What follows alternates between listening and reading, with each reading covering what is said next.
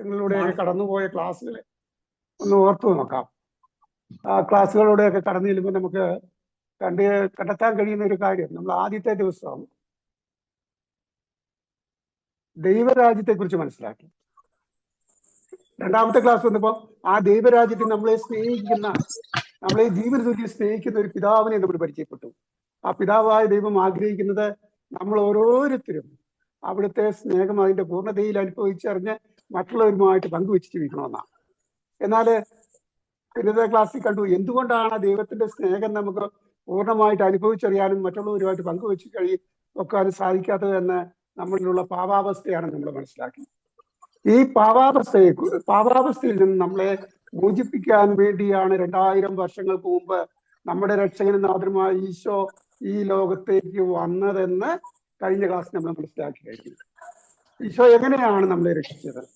നമുക്കറിയാം, നമ്മുടെ ഓരോരുത്തരുടെയും പാപം സ്വന്തം ശരീരത്തിൽ ഏറ്റുവാങ്ങി ആ പാപങ്ങൾക്കെല്ലാം പരിഹാരം ചെയ്തുകൊണ്ട് അവിടുന്ന് കാൽവരിയിൽ ക്രൂശുമരണം വരിക്കുന്നു. ക്രൂശുമരണം വരിച്ച് നമ്മുടെ പാപങ്ങളെല്ലാം ക്ഷമിച്ചു എന്ന് നമ്മളെ ഓർമ്മപ്പെടുത്തുവാനായിട്ട് അവിടുന്ന് 3-ാം ദിവസം ഉയർത്തെഴുന്നേറ്റു. അവിടുന്ന് നമ്മളെ നീതീകരിച്ചു. തുടർന്ന് അവിടുന്ന് സ്വർഗാരോഹണം ചെയ്ത് പിതാവായ ദൈവത്തിന്റെ വലതു ഭാഗത്ത് എഴുന്നള്ളിയിരിക്കുകയാണ്. ചിലരുടെ മൈക്ക് ഓണുണ്ടെന്നോ മൂട്ടാകണേ. ചിലരുടെ മൈക്ക് ഓണാക്കിയിരിക്കുന്നുണ്ട്, പറയുമ്പോൾ വ്യത്യാസം പറ്റുന്നു, അതുകൊണ്ടാണ്, ക്ഷമിക്കണം. നമ്മള് ഈ കാര്യങ്ങൾ കഴിഞ്ഞ ദിവസത്തെ ക്ലാസ്സിൽ പ്രിയപ്പെട്ടവരെ നമ്മൾ തിരിച്ചറിയുക, ഈശോ നമ്മളെ ഓരോരുത്തരെയും രക്ഷിച്ചു കഴിഞ്ഞു. യേശു മരിച്ച് ഉത്ഥാനം ചെയ്ത് പിതാവിന്റെ വലത്തുഭാഗത്ത് ഭവിഷ്യനായി നമ്മെ രക്ഷിച്ചു കഴിഞ്ഞതാണ്. നമ്മൾ ഓരോരുത്തരും ജനിക്കുന്നതിന് മുമ്പ് തന്നെ നാം നമ്മുടെ ജീവിതത്തിൽ ചെയ്യുന്ന എല്ലാ പാപങ്ങൾക്കും, നാം ഇതുവരെ ചെയ്തിട്ടുള്ളതും ഭാവിയിൽ ചെയ്യാനിരിക്കുന്നതുമായ സർവ്വ പാപങ്ങൾക്കും ഈശോ പരിഹാരം ചെയ്തു കഴിഞ്ഞു. നമ്മൾ വിശ്വസിക്കുന്ന കാര്യം അതാണ്. അതുകൊണ്ടാണ് ദൈവവചനം അപ്പസ്തല പ്രവർത്തനം 4:12 നമ്മളെ പ്രകാരം ഓർമ്മിക്കുന്നത്, ആകാശത്തിന് കീഴെ മനുഷ്യരുടെ ഇടയിൽ നമുക്ക് രക്ഷയ്ക്ക് വേണ്ടി മറ്റൊരു നാമവും നൽകപ്പെട്ടിട്ടില്ല. ആകാശത്തിന് കീഴെ മനുഷ്യരുടെ ഇടയിൽ നമ്മുടെ രക്ഷയ്ക്ക് വേണ്ടി മറ്റൊരു നാമവും നമുക്ക് നൽകപ്പെട്ടിട്ടില്ല. പ്രിയപ്പെട്ടവരെ, നമ്മൾ തിരിച്ചറിയുകയാണ് ഈശോ നമ്മളെ രക്ഷിച്ചു കഴിഞ്ഞതാണ്. ഈശോ നമ്മളെ രക്ഷിച്ചു കഴിഞ്ഞതാണെങ്കിൽ നമ്മൾ ഓരോരുത്തരും ആ രക്ഷ സ്വന്തമാക്കണമെന്നാണ് കർത്താവിന്റെ ആഗ്രഹം. ആ രക്ഷ സ്വന്തമാക്കാൻ വേണ്ടി കർത്താവ് ഒരിക്കലും നമ്മളെ നിർബന്ധിക്കുന്നില്ല. കാരണം നമ്മുടെ ഓരോരുത്തരുടെയും സ്വാതന്ത്ര്യത്തെ അവിടുന്ന് അത്രമാത്രം വിലമതിക്കുന്നു. നമുക്ക് സ്വാതന്ത്ര്യം തന്നിരിക്കുന്നത് കൊണ്ട് ആ രക്ഷ സ്വീകരിക്കാനും നിരാകരിക്കാനും നമുക്ക് സാധിക്കും.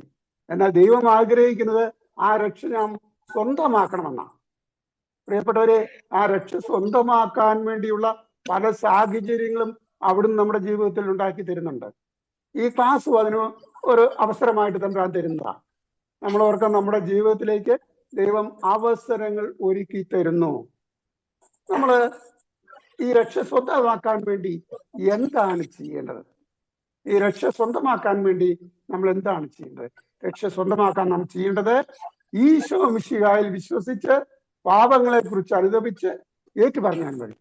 എന്ന് പറയുമ്പോൾ ഈശോ മിശിഹായിൽ വിശ്വസിക്കുക എന്ന് പറയുമ്പോൾ ഈശോ നമ്മുടെ രക്ഷയ്ക്ക് വേണ്ടി ചെയ്ത സകല പ്രവർത്തികളിലും നാം വിശ്വസിക്കണം. വിശ്വസിച്ചാൽ മാത്രം പോരാ, നമ്മൾ പാപങ്ങളെ കുറിച്ച് അനുതപിച്ച് ഏറ്റുപറയുകയും ചെയ്യണം. പ്രിയപ്പെട്ട, നമ്മൾ ഈ രക്ഷ സ്വന്തമാക്കുക എന്ന് പറയുമ്പോൾ നമ്മൾ ഒരു കാര്യം കൂടെ മനസ്സിലാക്കുന്നു. ഏതാനും മാസങ്ങൾക്ക് മുമ്പ് കേരളത്തിലെ ഒരു നഗരത്തിൽ നടന്ന ഒരു സംഭവം എൻ്റെ ഓർമ്മയിലേക്ക് വരികയാണ്. അവിടെ ഒരു കടയുടെ വരാന്തയില് ഒരു യാചകൻ കിടപ്പുണ്ടായിരുന്നു. ആ യാചകൻ ഒരു ദിവസം,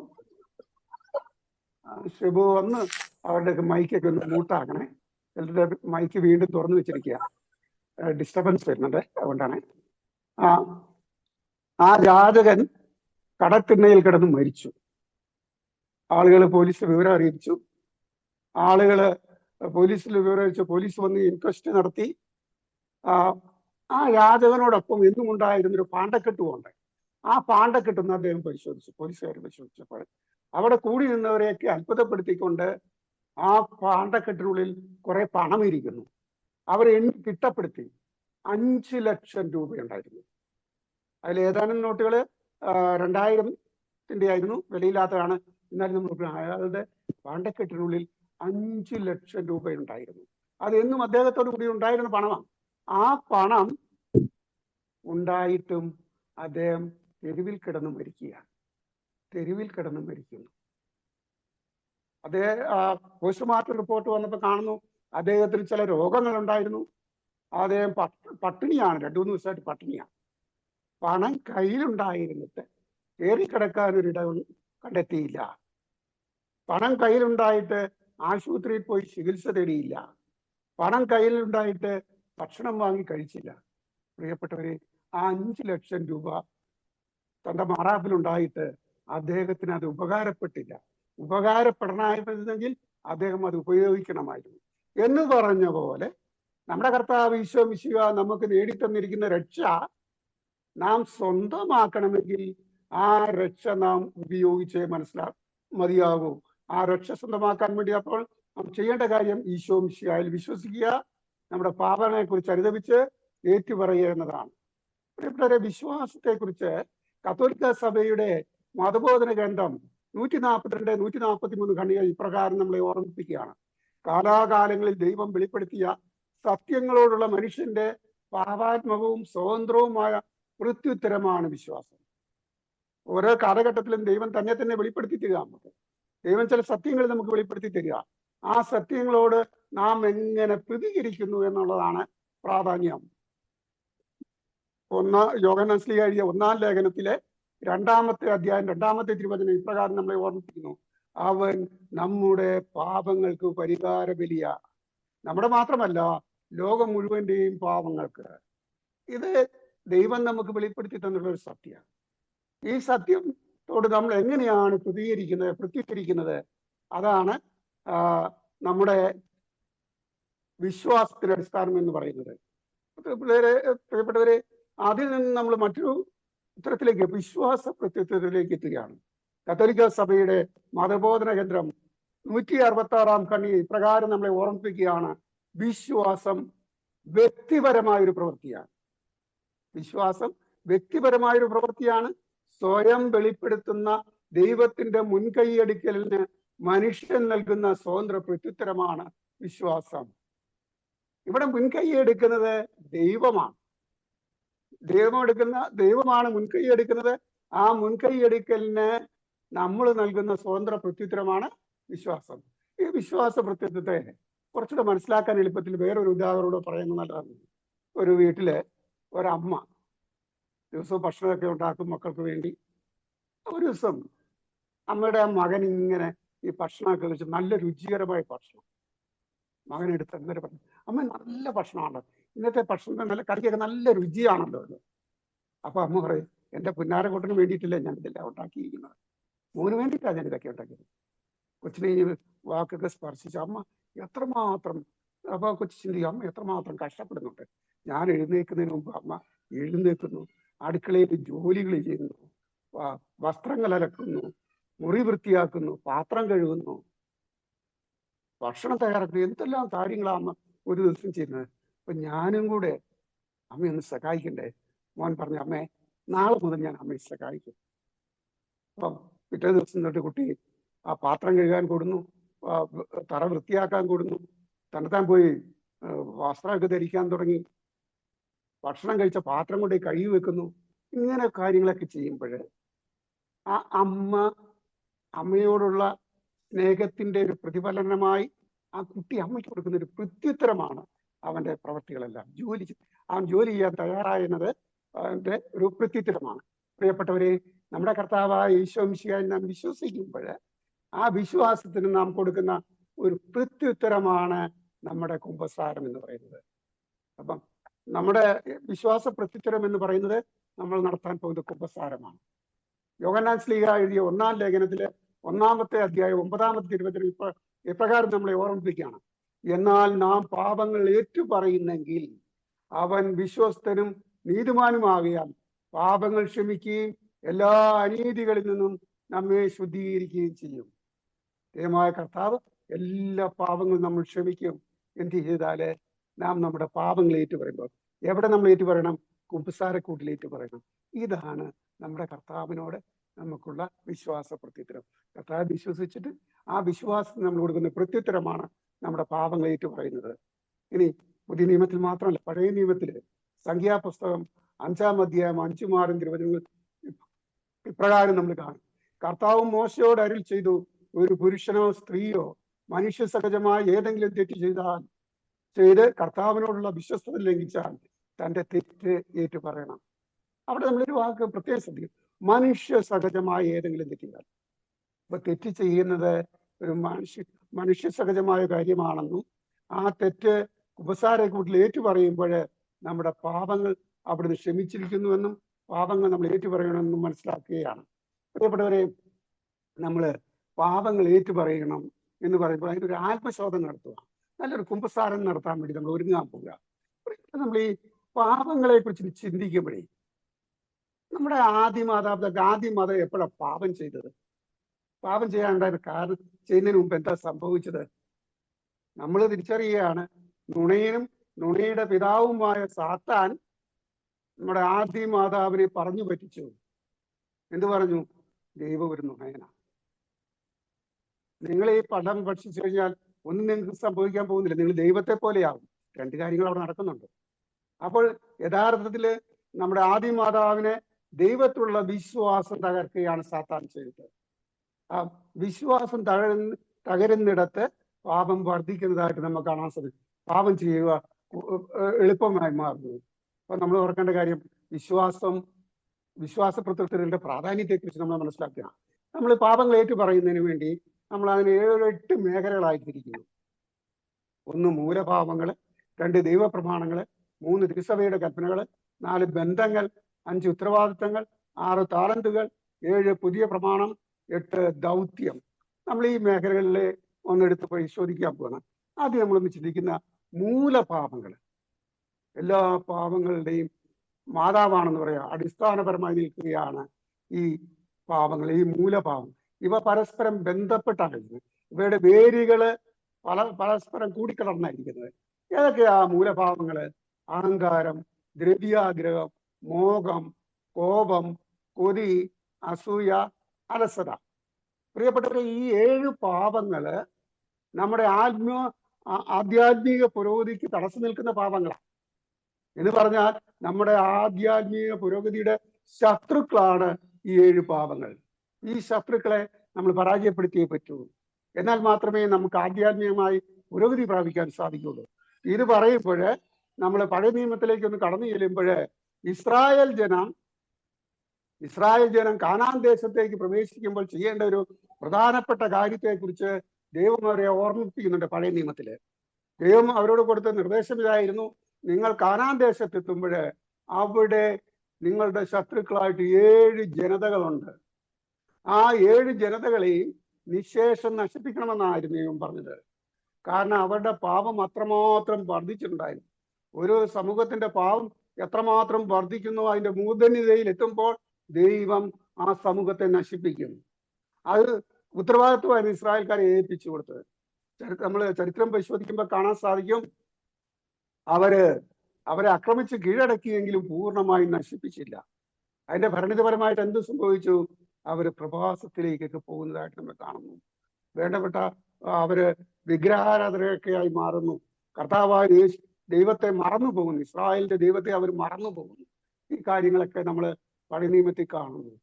പ്രിയപ്പെട്ടവരെ, കാനാൻ ദേശത്തേക്ക് പ്രവേശിച്ച ഇസ്രായേൽ ജനത്തിന് തകർക്കാനുണ്ടായിരുന്ന 7 ജനതകളെ പോലെ ഇവിടെ നമുക്ക് 7 മൂലപാവങ്ങളും ഉണ്ടാകും.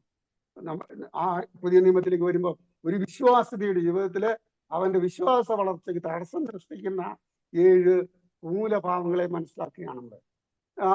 അതിന് നമ്മുടെ ഈ മൂലപാവങ്ങൾ നമുക്കുണ്ടോ എന്ന് മനസ്സിലാക്കാൻ ഒരു എളുപ്പമാർഗമാണ് തൊട്ടടുത്ത് കൊടുത്തിരിക്കുന്ന ഓരോ മൂലഭാവങ്ങൾക്ക് നേരെ കൊടുത്തിരിക്കുന്ന ഓരോ പുണ്യവും. എളിമ. നമ്മളുടെ എത്രമാത്രം എളിമയുണ്ടോ എന്ന് കണ്ടെത്തി കഴിയുമ്പോൾ നമുക്ക് തിരിച്ചറിയാൻ സാധിക്കും നമ്മളിൽ അഹങ്കാരമുണ്ടോ എന്ന്. അതുപോലെ അടുത്ത ദ്രവ്യാഗ്രഹം, അതിനെതിരായ പുണ്യമാണ് ഔദാര്യം.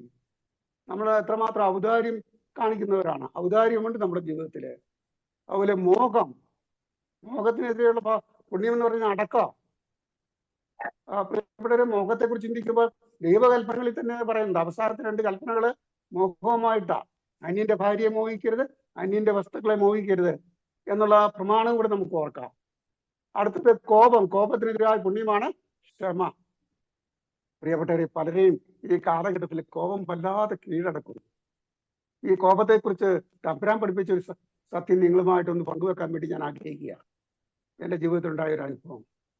ഞാൻ ഒരു ഓപ്പറേഷനൊക്കെ വിധേയപ്പെട്ട് ഇങ്ങനെ കിടപ്പാണ്, വിശ്രമം, നല്ല വേദനയൊക്കെ ഉണ്ട്.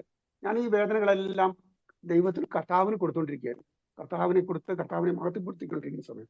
അപ്പൊ കർത്താവ് ഒരു ദിവസം എന്നോട് ഇങ്ങനെ കിടക്കുമ്പോൾ പറഞ്ഞു, ഇപ്പൊ ഒരാൾ നിന്റെ അടുത്തേക്ക് വരും, നിന്നോട് വളരെ ഇഷ്ടമുള്ള ഒരാൾ തന്നെയാണ്. ആ ആള് വരുമ്പോ പെട്ടെന്ന് ചൂടായി നിന്നോട് സംസാരിക്കും. ആ ചൂടായി പറയുമ്പോൾ നീ ഒരക്ഷരം പോയി തിരിച്ചു പറയുന്നു, നീ ചിരിച്ചുകൊണ്ട് അതെല്ലാം കേട്ടിരിക്കണം. കർത്താവ് പറഞ്ഞൊരു കുറച്ച് കഴിയുമ്പോൾ ആ വ്യക്തി വന്നിട്ട് വെറുതെ അങ്ങ് ചൂടാവുക. ഞാൻ അന്നേരം വെറുതെ ചിരിച്ചോണ്ടിരുന്നു. കർത്താവ് പറഞ്ഞാറുണ്ട്, ഇങ്ങനെ ചിരിച്ചോണ്ടിരുന്നു. ആ കുറെ നേരമൊക്കെ കഴിഞ്ഞപ്പം ആ വ്യക്തി പറയണം, നിങ്ങളെപ്പോലുള്ളവരോട് ഇങ്ങനെ ഒരു കാര്യവും പറഞ്ഞിട്ട് കാര്യമില്ല എന്ന് പറഞ്ഞിട്ട് ഇറങ്ങിപ്പോയി. പോയി കഴിഞ്ഞപ്പോഴത്തേക്കും കർത്താവ് ഓർമ്മിപ്പിച്ചിരുന്നത്, അത് ആ വ്യക്തി പറഞ്ഞ കാര്യമല്ല, അത് സാത്താൻ പറഞ്ഞ കാര്യമാണ്. അപ്പൊ സാത്താൻ അവിടെ പരാജയപ്പെട്ടു. എന്താണ്? ആ വ്യക്തി ചൂടായി സംസാരിച്ചപ്പോൾ ഞാൻ അതിനിടെ കർത്താവ് പറഞ്ഞ പോലെ ചിരിച്ചുകൊണ്ട് അതിനെ നേരിട്ടപ്പോൾ സാത്താൻ അവിടെ പരാജയപ്പെട്ടു പോവുകയാണ്. ഇങ്ങനെ പ്രശ്നങ്ങളെ നേരിടുന്ന വ്യക്തികൾ സാത്താനെ പരാജയപ്പെടുത്തുവാണ് സാത്താൻ മനസ്സിലാക്കി. ഇനി ആ വ്യക്തിക്ക് എന്തൊരു പ്രശ്നം ഉണ്ടായിട്ടല്ല, സാത്താൻ 2 പേരെ കുഴിയിൽ വീഴിക്കാനാണ് ശ്രമിച്ചത്. ആ വ്യക്തി പറഞ്ഞപ്പോൾ അങ്ങനെ ചൂടായപ്പോൾ ഞാൻ തിരിച്ചു പ്രതികരിക്കുകയാണെന്ന് വിചാരിക്കുക. അപ്പോൾ ഞാനും ആ വ്യക്തിയും പാപത്തിലേക്ക് പോകുന്നു. അതായിരുന്നു സാത്താന്റെ ആഗ്രഹം. പ്രിയപ്പെട്ട, നമ്മൾ ഇങ്ങനെ ഈ കോപമൊക്കെ വരുമ്പോഴേ ഒന്ന് ശ്രദ്ധിക്കണേ. നമ്മുടെ പ്രിയപ്പെട്ടവരിലൂടെയൊക്കെ ചിലപ്പോൾ ഇങ്ങനെ സാത്താൻ ഇങ്ങനെയൊക്കെ പറയും. നമ്മളെ 2 പേരെയും കെണിയിൽപ്പെടുത്താൻ വേണ്ടി ശ്രമിക്കുമെന്ന കാര്യം ഓർമ്മയിലേക്ക് വെക്കട്ടെ. ഇനി കൊതിക്ക് മിതഭോജനം, കൊതി എന്തിനോടൊക്കെയാകാം, പല കാര്യങ്ങൾ നമുക്ക് ചിന്തിക്കാനുണ്ട്. അതുപോലെ അസൂയക്കെതിരായ പുണ്യമാണ് ഉപമി. അടുത്ത അലസതയ്ക്കെതിരായ പുണ്യമാണ് ഉത്സാഹം.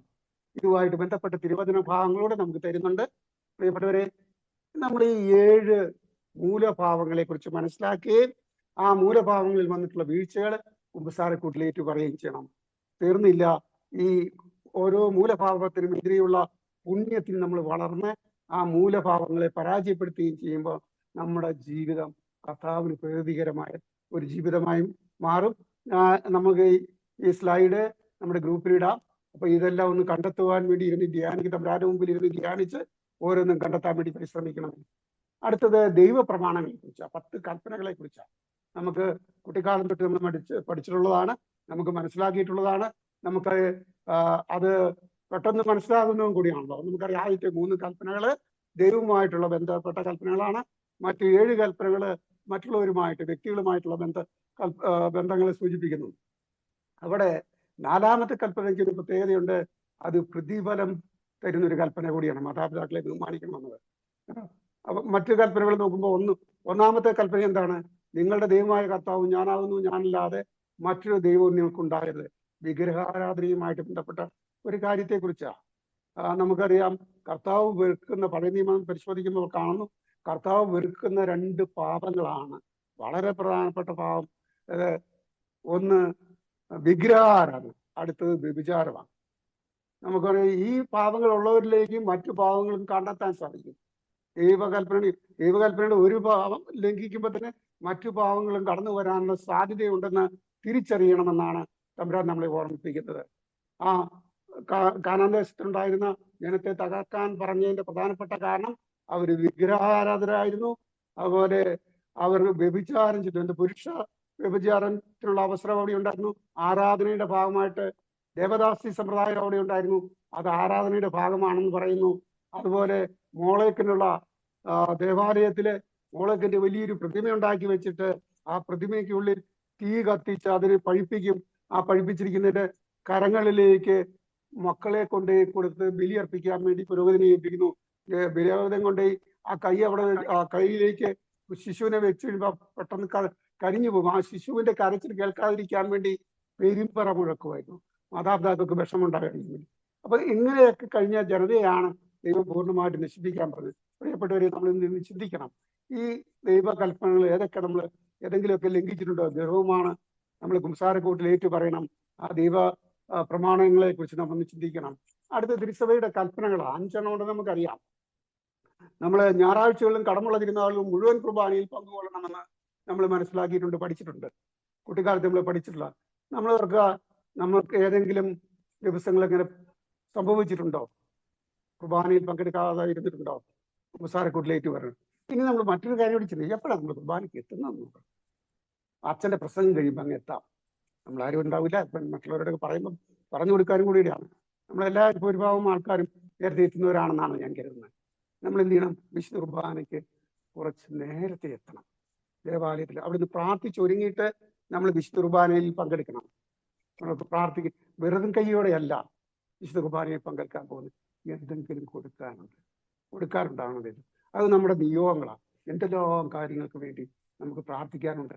അതെല്ലാം ഒന്ന് വിശുദ്ധ ബലിയിൽ ഒന്ന് സമർപ്പിച്ച് നോക്കിയേ, വലിയ ദൈവാനുഗ്രഹം നമ്മളുടെ ജീവിതത്തിലേക്ക് ദൈവം കൊണ്ടുതരുന്നതായിട്ട് നമുക്ക് കാണാൻ സാധിക്കും.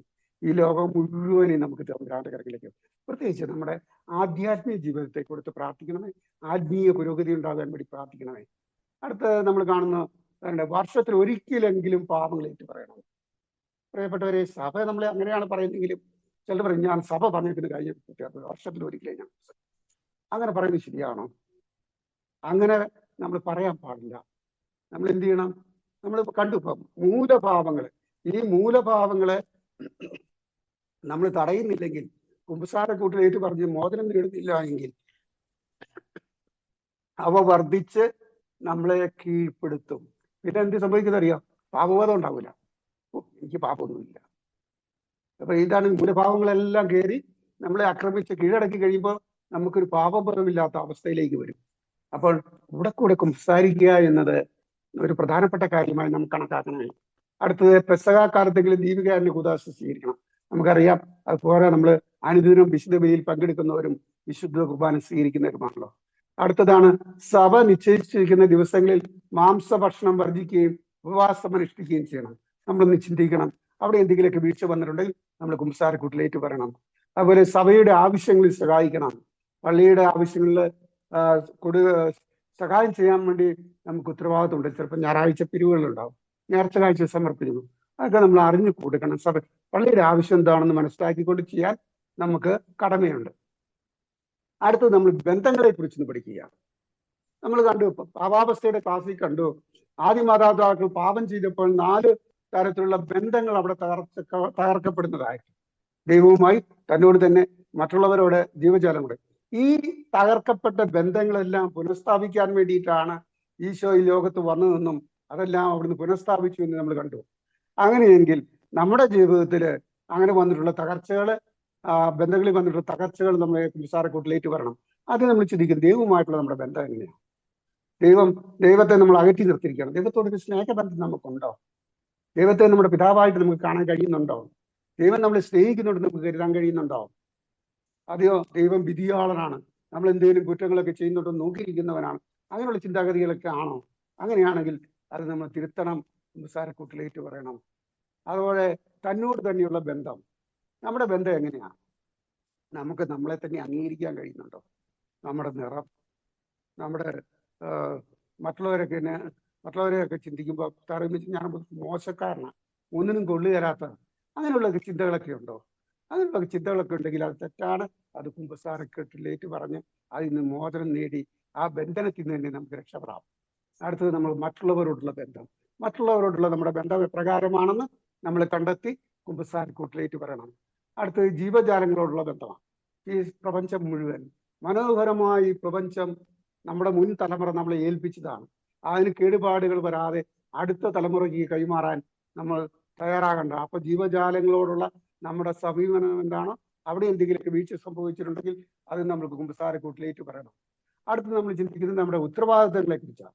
ആദ്യമായിട്ട് നമ്മുടെ കുടുംബത്തിലുള്ള നമ്മുടെ ഉത്തരവാദിത്വം എപ്രകാരമാണ് നാം നിർവഹിക്കുന്നത്? ഒരു അപ്പൻ എന്ന നിലയിൽ, ഒരു അമ്മ എന്ന നിലയിൽ, ഒരു ഭർത്താവ് എന്ന നിലയിൽ, ഒരു ഭാര്യ എന്ന നിലയിൽ, മകൻ എന്ന നിലയിൽ, മകൾ എന്ന നിലയിൽ നമുക്ക് കുടുംബത്തിലുള്ള നമ്മുടെ ഉത്തരവാദിത്തങ്ങൾ എപ്രകാരം നിർവഹിക്കുന്നു എന്ന് നമ്മൾ ചിന്തിക്കണം. ഒരപ്പനും അമ്മയും എന്ന നിലയിൽ നമ്മുടെ കുഞ്ഞുങ്ങൾക്ക് നമ്മൾ ഭൗതികമായിട്ടുള്ള ആവശ്യങ്ങൾ നേടിയെടുക്കാൻ വേണ്ടിയുള്ള സാഹചര്യങ്ങളൊക്കെ ഒരുക്കുന്നവരാണ്.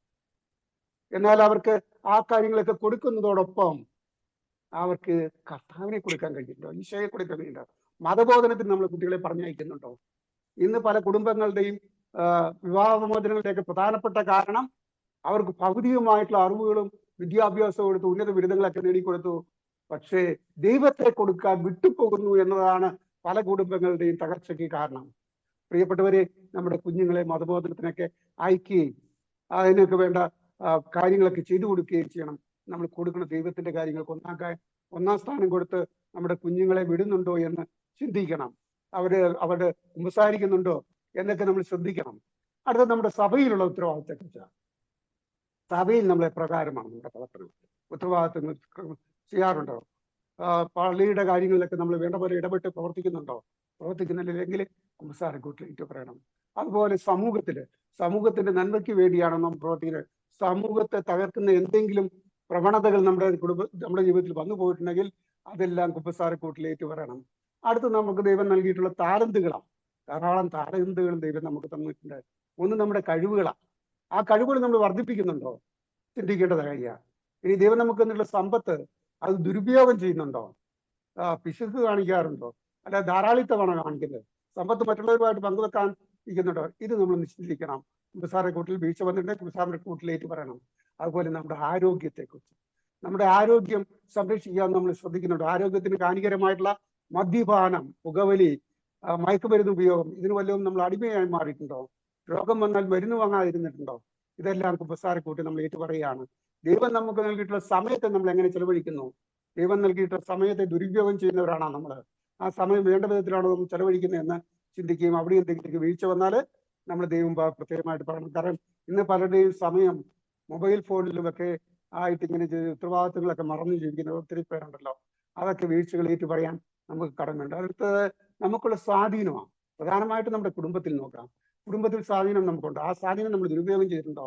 അത് സമൂഹത്തിൽ ചിലത് സ്വാധീനങ്ങളുള്ള വ്യക്തികളാണെങ്കിൽ ആ സ്വാധീനം ദുരുപയോഗം ചെയ്തിട്ടുണ്ടോ എന്ന് നമ്മൾ ഏറ്റു പറയണം കുമ്പസാരക്കൂട്ടില്. അടുത്തത് ദൈവം നമുക്ക് നൽകിയിട്ടുള്ള അറിവ്, അത് മറ്റുള്ളവരുമായിട്ട് പങ്കുവെക്കാനുള്ളതാണ്. അത് നമ്മൾ മറ്റുള്ളവരുമായിട്ട് പങ്കുവെക്കാൻ വേണ്ടി തയ്യാറായിട്ടുണ്ടോ? വീഴ്ചകൾ സംഭവിച്ചിട്ടുണ്ടെങ്കിൽ നമ്മൾ കുമ്പസാരക്കൂട്ടിൽ ഏറ്റു പറയണം. അടുത്തത് പുതിയ പ്രമാണം. നമ്മുടെ കർത്താവ് നമുക്ക് നൽകിയിട്ടുള്ള പുതിയ പ്രമാണം എന്താ? സ്നേഹത്തിന്റെ കൽപ്പനയാണ്. യോഹന്നാന്റെ സുവിശേഷം 15-ാം അധ്യായം 12-ാമത്തെ തിരുവചനത്തിൽ നമ്മൾ പറയണം, ഞാൻ നിങ്ങളെ സ്നേഹിച്ച പോലെ നിങ്ങളും പരസ്പരം സ്നേഹിക്കുക. കർത്താവ് നമ്മളെ എപ്രകാരമാണ് സ്നേഹിച്ചിരിക്കുന്നത് അതുപോലെ നമ്മളെല്ലാം മറ്റുള്ളവരുമായിട്ട് സ്നേഹബന്ധത്തിലായിരിക്കണമെന്ന് ഞാൻ ആഗ്രഹിക്കുന്നു. അങ്ങനെ നമുക്ക് സ്നേഹിക്കാൻ കഴിയുന്നുണ്ടോ? ഒന്ന് ചിന്തി. അവിടെ എന്തെങ്കിലും വീഴ്ചകൾ വന്നിട്ടുണ്ടെങ്കിൽ അതിന് നമ്മൾ കുമ്പസാരക്കൂട്ടിൽ ഏറ്റുപറയണം. അടുത്ത് നമ്മൾ ചിന്തിക്കുന്നത് നമ്മുടെ ദൗത്യത്തെക്കുറിച്ച്. മാമോദിസ സ്വീകരിച്ച നമുക്ക് ഓരോരുത്തർക്കും ഒരു പ്രത്യേക ദൗത്യം ദൈവം നൽകിയിട്ടുണ്ട്. നമ്മുടെ ഏറ്റവും വലിയ ദൗത്യം, പ്രധാനപ്പെട്ട ദൗത്യമാണ് സുവിശേഷ പ്രഘോഷണം. നമ്മുടെ ജീവിതത്തിൽ നമ്മൾ സുവിശേഷ പ്രഘോഷണം നടത്താറുണ്ടോ? പ്രിയപ്പെട്ടവരെ, നമുക്ക് മിഷൻ കേന്ദ്രങ്ങളിലൊക്കെ ഒന്ന് പോയി സുവിശേഷ പ്രഘോഷണം നടത്താൻ പറ്റുകയില്ല. എന്നാൽ നേരെ മറിച്ച് നമുക്ക് നമ്മുടെ ഭവനത്തിൽ സുവിശേഷ പ്രഘോഷണം എങ്ങനെയൊക്കെയാണ്? നമ്മുടെ സദ്യപ്രാർത്ഥന ഒരു സുവിശേഷ പ്രഘോഷണമാണ്. അയാൾ ദൈവവചനം വായിക്കുകയും കുഞ്ഞുങ്ങളെ പഠിപ്പിക്കുകയും ചെയ്യുമ്പോൾ അതൊരു സുവിശേഷ പ്രഘോഷണമാണ്. ദൈവിക കാര്യങ്ങൾ കർത്താവിനെ കുറിച്ച് കുഞ്ഞുങ്ങൾക്ക് പകർന്നു കൊടുക്കുമ്പോൾ അതൊരു സുവിശേഷ പ്രഘോഷണമാണ്. മാതാപിതാക്കളുടെ പരസ്പര സ്നേഹം കുഞ്ഞുങ്ങൾ കണ്ടു വളരുമ്പോൾ അവിടെ നിങ്ങൾ സുവിശേഷമാണ് കൊടുക്കുന്നത്. അതുപോലെ നമ്മുടെ അയൽപക്ക ബന്ധങ്ങളിലൊക്കെ ഈശോയെ കൊടുക്കാൻ നമുക്ക് നമ്മുടെ ജീവിതം കൊണ്ട് ഈശോയെ പ്രഘോഷിക്കാൻ കഴിയണം. ഈശോയെ നമ്മുടെ ജീവിതം കൊണ്ട് പ്രഘോഷിക്കാൻ നമുക്ക് കഴിയുന്നുണ്ടോ? കർത്താവിനെ കുറിച്ച് പറയുന്നതിന് നാണക്കേട് നമുക്ക് തോന്നുന്നുണ്ടോ? അങ്ങനെയുണ്ടെങ്കിൽ അതെല്ലാം നമുക്ക് കുമ്പസാരക്കൂട്ടിൽ ഏറ്റു പറയാൻ വേണ്ടി ശ്രമിക്കാം. പ്രിയപ്പെട്ടവരെ, വിശ്വാസം എന്ന് പറയുന്നത് ഇപ്പൊ നമ്മൾ കണ്ടു ഒരു ഏറ്റു പറച്ചിലാണ്. വീണ്ടും നമ്മളെ ഓർമ്മിപ്പിക്കുകയാണ്. യോഹന്നാൻ ശ്ലീഹ എഴുതിയ 1-ാം ലേഖനം 1-ാം അധ്യായം 9-ാമത്തെ തിരുവചനം ഒരിക്കൽ കൂടി നമുക്ക് ഓർക്കാം. എന്നാൽ നാം പാപങ്ങൾ ഏറ്റു പറയുന്നെങ്കിൽ അവൻ വിശ്വസ്തനും നീതിമാനുമാകയാൽ പാപങ്ങൾ ക്ഷമിക്കുകയും എല്ലാ അനീതികളിൽ നിന്നും നമ്മെ ശുദ്ധീകരിക്കുകയും ചെയ്യും. നമുക്ക് നല്ലൊരു കുമ്പസാരത്തിന് എടുക്കണം. നമുക്ക് ഈ പാപങ്ങളെല്ലാം ഓർത്ത് അനുദപിച്ച് കുമ്പസാരക്കൂട്ടിൽ ഏറ്റു പറഞ്ഞുകൊണ്ട് യേശു 2000 വർഷങ്ങൾക്ക് മുമ്പ് നമുക്ക് നേടിത്തന്ന രക്ഷ സ്വന്തമാക്കാം. ഒരു പാണ്ടക്കെട്ടില് ആ പണവുമായിട്ട് നടന്ന അന്ധയാചകൻ, ആ പാണ്ടക്കെട്ടില് പണവുമായിട്ട് നടന്ന യാചകനെ പോലെ ആകാതെ, അവൻ പറ്റാത്ത പോലെ ആയിത്തീരുന്നത് പോലെ ആയിത്തീരാതെ നമുക്കും നമ്മുടെ പാപങ്ങളൊക്കെ ഏറ്റുപറഞ്ഞ് കർത്താവിൽ വിശ്വസിച്ച് ആ വിശ്വാസ പ്രത്യുത്തരം കൊടുത്ത് നമുക്ക് രക്ഷ നേടാം. അപ്പോൾ അനുദപിച്ച് പാപങ്ങൾ ഏറ്റുപറയണം. നല്ല കുമ്പസാരം നടത്തുകയാണ്. നല്ല കുമ്പസാരം നടത്താൻ നമുക്ക് സാധിക്കട്ടെ. അതുപോലെ എല്ലാ കടങ്ങളും എഴുതി തള്ളുകയാണ്. എല്ലാറ്റിനോടും ക്ഷമിക്കുക. എന്തിനോടെങ്കിലേക്ക് ക്ഷമിക്കാനുണ്ടോ അതെല്ലാം പൂർണ്ണമായി ക്ഷമിക്കാൻ നമ്മൾ തയ്യാറാവുമ്പോൾ നമ്മൾ കർത്താവിൽ ഇരുത്തുന്ന രക്ഷ സ്വന്തമാക്കുകയാണ്. പ്രിയപ്പെട്ടവരെ, നമുക്കൊരു നിമിഷം കൈകളൊക്കെ കൂട്ടിപ്പിടിച്ച് കണ്ണുകളടച്ച് കർത്താവിനോടൊന്ന് പ്രാർത്ഥിക്കാം. സ്നേഹനിധിയായ ഞങ്ങളുടെ നല്ല തമ്പുരാനെ, 2000 വർഷങ്ങൾക്ക് മുമ്പ് അവിടുന്ന് കാൽവരിയെ ബലിയർപ്പിച്ച് ഞങ്ങളെ രക്ഷിച്ചു കഴിഞ്ഞതാണല്ലോ കർത്താവെ. കർത്താവെ, പലപ്പോഴും അങ്ങ് നേടിക്കുന്ന രക്ഷ സ്വന്തമാക്കാൻ ഞങ്ങൾ വിട്ടുപോകാറുണ്ട്. കർത്താവെ, ക്ഷമിക്കണമേ. കർത്താവ്, ഇന്ന് ഞങ്ങൾക്ക് രക്ഷ സ്വന്തമാക്കാൻ വേണ്ടി ഞങ്ങൾ എന്ത് ചെയ്യണമെന്ന് വിശ്വാസ പ്രത്യുത്തരത്തിലൂടെ പഠിപ്പിച്ചു. കർത്താവ്, നല്ലൊരു കുമ്പസാരത്തിന് ഒരുങ്ങുവാനും നല്ല കുമ്പസാരം നടത്താനും ഞങ്ങളെ ഓരോരുത്തരെയും അവിടുന്ന് അനുഗ്രഹിക്കണമേ. കുമ്പസാരിക്കാൻ കഴിയാതിരിക്കുന്ന എല്ലാ മക്കളെയും ഈ നിമിഷം ഞങ്ങൾ അങ്ങയുടെ തൃക്കരങ്ങളിലേക്ക് സമർപ്പിക്കണം. അവരെയും അവിടുന്ന് അനുഗ്രഹിക്കണമേ. ആമേൻ ഈശോ.